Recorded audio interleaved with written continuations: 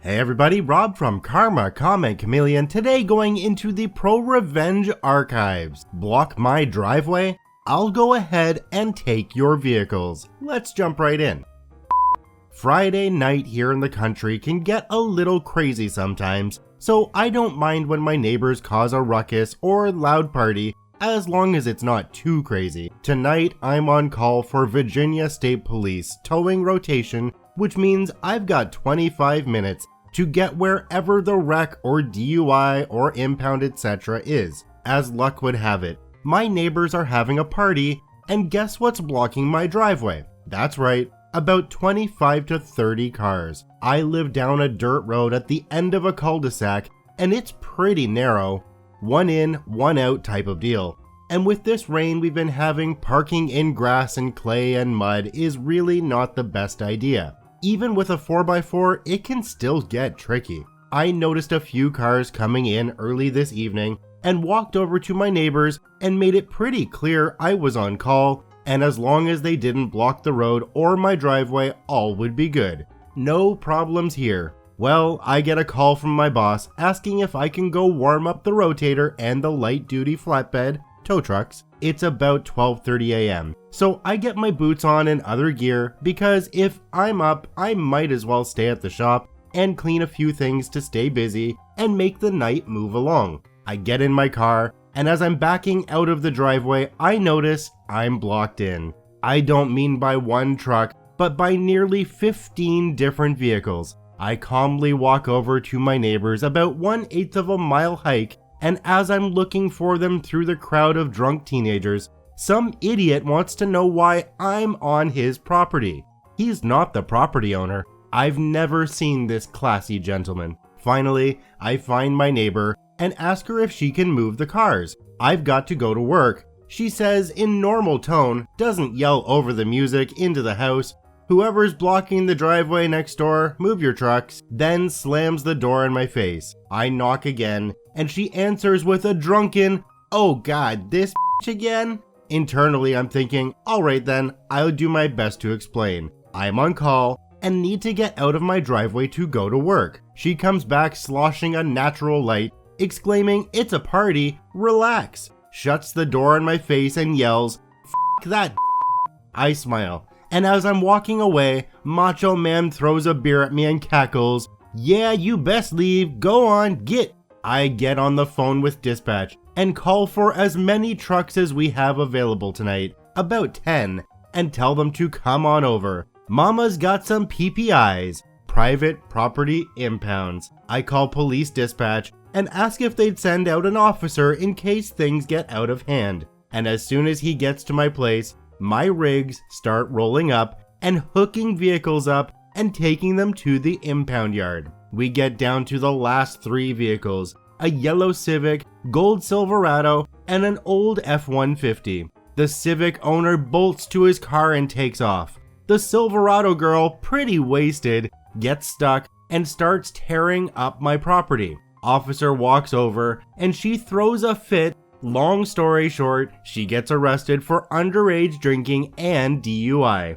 The Ford owner doesn't show up. I get to work after all the impounds, and with me I brought coffees and snacks for my drivers. Tomorrow's not a business day, which means if these tools want their cars back, it's going to be the regular $289.50 plus 2 days of storage at $55 a day and a $100 gate fee. I make a note in every single storage sheet, papers that the vehicle owners get, to thank the girl who had the party for getting towed. Several of the kids' parents called, wanting to know where their cars or trucks were.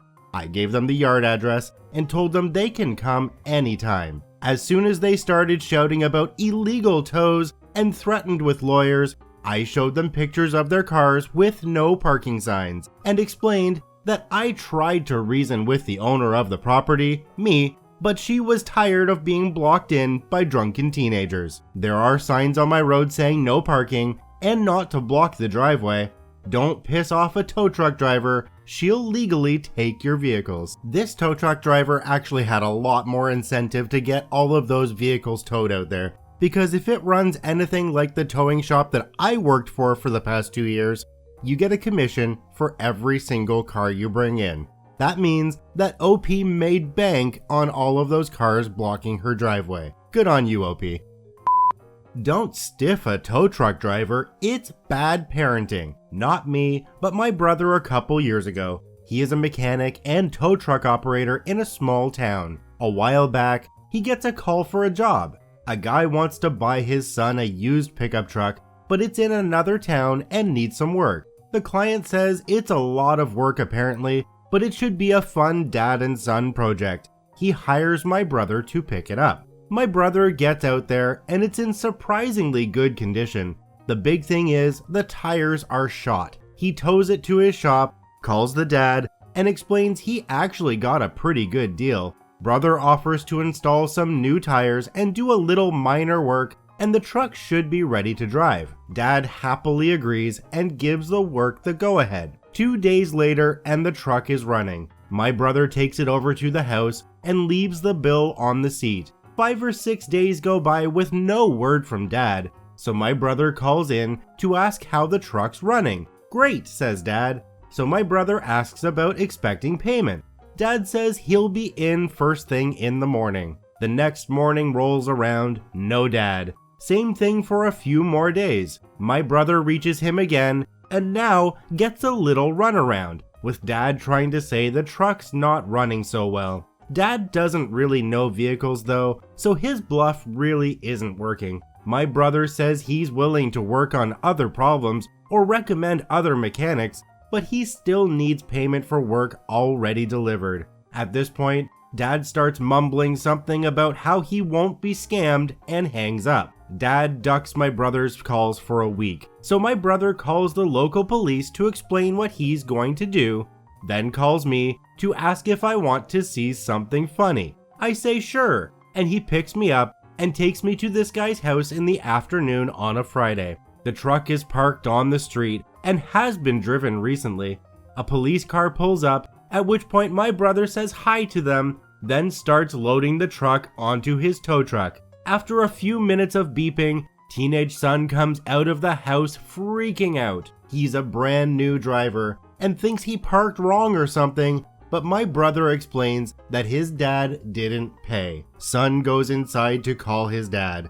My brother loops around the block for a better angle, then backs the truck completely into their driveway. He pulls out, lifts the truck on jacks, removes the tires, then lowers the whole thing onto a couple 2x4s, then puts another bill on the windshield for the time he spent at the house. We all then leave, and my brother closes up his shop before hearing anything. He doesn't hear anything until Wednesday next week, and it's a call from Mom. Apparently, Dad spent a few days lying to his family, saying my brother was trying to scam them, but eventually fessed up. Mom was fuming because her car was blocked in the garage the whole time by the truck. She came down in person and paid my brother cash for everything, plus more, to come back and reinstall the tires. The best part, unfortunately, I didn't get to see, but Mom made Dad apologize to my brother in front of their son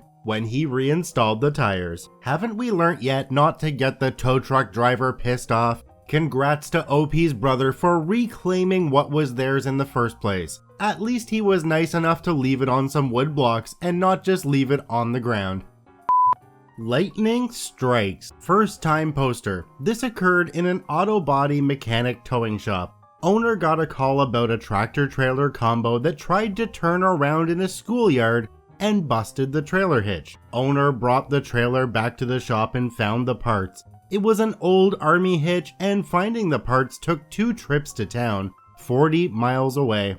Repairs took the best part of 2 days. The company was based out of Colorado, aka Not So Nice Western Lumber Company, and when owner finished the repairs and called the lumber company boss, who said, "Just bill us and we'll send you a check." 2 weeks later, owner got a check for 1/2 of the billing, marked paid in full. 3 years later, in winter, owner heard a bang out on the highway and a tractor trailer unit coasted to a stop into owner's parking lot.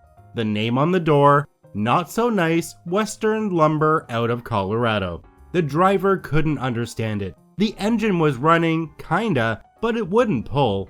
Owner finally found out the crankshaft had broken right in a main bearing between 3 and 4 cylinder. The front half was running, but not the back. The owner pulled tractor into the shop, let the driver stay there in the sleeper cab while the company sent out a mechanic. Young guy, knew his stuff, pulled the crank, replaced it, and all the bearing, etc. Tractor was ready. Owner was too. Company was called and the lumber company boss said, "Just bill us." Owner declined. Cash up front. The bill was horrendous. Towing, use of the shop for 13 days, tools, phone, etc. The lumber company boss asked if this had anything to do with the previous affair. Owner replied, "Of course not." Lots of phone calls between the mechanic and lumber company boss. The trailer, by the way, was parked out front with some 2x8s under the dolly as the ground was wet and soft. The mechanic, laden with instructions and overloading his butt, goes out to the tractor, starts it up, and runs it up under the trailer, but in a hurry forgot to connect the air hoses and set the trailer brakes. He hits the 5th wheel fast, bumps the trailer off the 2x8s, and sinks the dolly in the soft ground. Owner parks our big tow truck crossways in front of his tractor.